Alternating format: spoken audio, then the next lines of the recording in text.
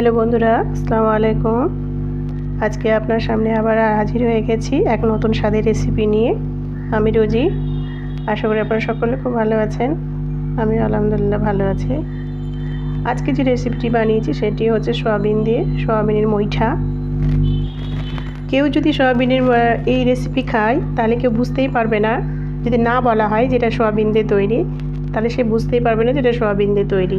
এত মজাদার, এত টেস্টি একটা রেসিপি, না খেলে বোঝা যায় না। তো যে কোনো মানে নিরামিষের দিনে আপনারা এই ধরনের সবজি বানিয়ে ফেলতে পারেন। তো যে কেউ মানে এই রেসিপি খেলে মানে এর প্রেমে পড়ে যাবে।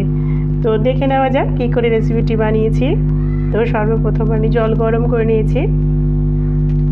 জল গরম করে নেওয়ার পর আমি ফুটিয়ে নেয়নি, জলটা জাস্ট গরম করে নিয়ে সয়াবিনটা একটা বাটিতে রেখে জলটা ঢেলে দিয়েছি কিছুক্ষণের জন্য, 10 মিনিটের জন্য।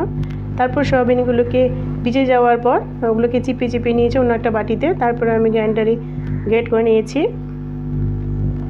খুব মিহি করে পেস্ট করবেন না, একটু যেন দানা দানা ভাব থাকে, যেরকম আমি করেছি এইভাবে। এবং এর মধ্যে সব মশলাগুলো আমি মিক্সড করে দেবো। যেরকম দিয়েছি লঙ্কার গুঁড়ো, ধনে গুঁড়ো, জিরে গুঁড়ো, হলুদ গুঁড়ো, দিয়ে দিয়েছি আমি কাঁচা লঙ্কা আর আদা বাটা, আর স্বাদ মতো লবণ, আর একটু দিয়েছি গরম মশলা গুঁড়ো দিয়ে ভালো করে মেখে নিয়েছি। আর এর মধ্যে দিয়ে দিয়েছি বেসন, মোটামুটি 4 চামচের মতো বেসন লেগেছে। বেসন দিয়ে ভালো করে আমি ওটাকে মাখিয়ে নিয়েছি। বাইন্ডিং করার জন্য বেসন লাগবে। আপনারা চাইলে ময়দা ব্যবহার করতে পারেন, কিন্তু বেসন দিয়ে স্বাদটা ভালো আসে। যাই হোক, আমি মুইঠা তৈরি করে নিয়ে এবার তেল গরম করে নিয়ে তেলে এক এক করে ভেজে নিচ্ছি। দেখলেন তো লাল লাল করে ভেজে নিয়েছি, আর হাই হিটে ভাজবেন। এরপর ওই তেলেই আমি লম্বা লম্বা করে আলু ভেজে নিচ্ছি। আলু দিয়ে মুইঠা রান্না করবো বলে আলুগুলো তুলে নেওয়ার পর অন্য তেল চেঞ্জ করে নিয়ে আমি তাতে দিয়ে দিয়েছি গরম মশলা, গোটা গরম মশলা দিয়েছি, জিরে দিয়েছি, আর তেজপাতা ফোড়ন দিয়েছি। ওটা ভালো করে নেড়ে নেওয়ার পর দিয়ে দিয়েছি পেঁয়াজ, রসুন, আদা বাটা, আর দিয়েছি কাঁচা লঙ্কা বাটা। আপনারা চাইলে এখানে রসুন আর পেঁয়াজ বাটাটাকে স্কিপ করে যেতে পারেন, যারা সবজি হিসেবে খাবে নিরামিষের দিনে। আপনারা এখানে টমেটো পেস্ট করে দিতে পারেন।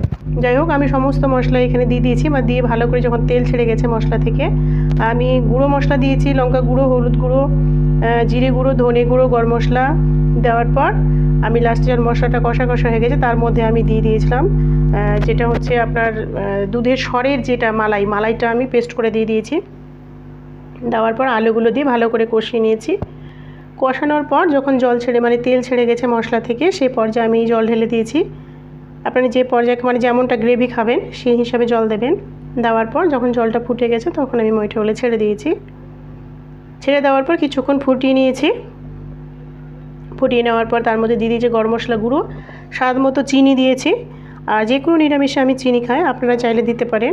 যাই হোক, আর দিয়ে দিয়েছি 2 চামচ ঘি দেওয়ার পর আমার মোটামুটি সবজি হয়ে গেছে। এবার আমি নামিয়ে নেব। তো যাই হোক, আপনারা এইভাবে বানিয়ে নেবেন রেসিপিটা। আর আমার ভিডিওটা যদি ভালো লাগে তো ছোট্ট করে লাইক, কমেন্ট আর শেয়ার করে দেবেন। আপনারা যদি লাইক কমেন্ট করেন তাহলে আমি বুঝতে পারবো যে আমার রেসিপিগুলো ভালো হচ্ছে। আর যদি আপনাদের ভালো না লাগে তা আপনারা ডিসলাইকও করতে পারেন। আমি ইমপ্রুভ করার চেষ্টা করব আমার ভিডিওকে, মানে আমার রেসিপিগুলোকে। তো যাই হোক, আজকের জন্য এটুকুই। খোদা হাফেজ। আবার দেখা হবে নতুন রেসিপিতে।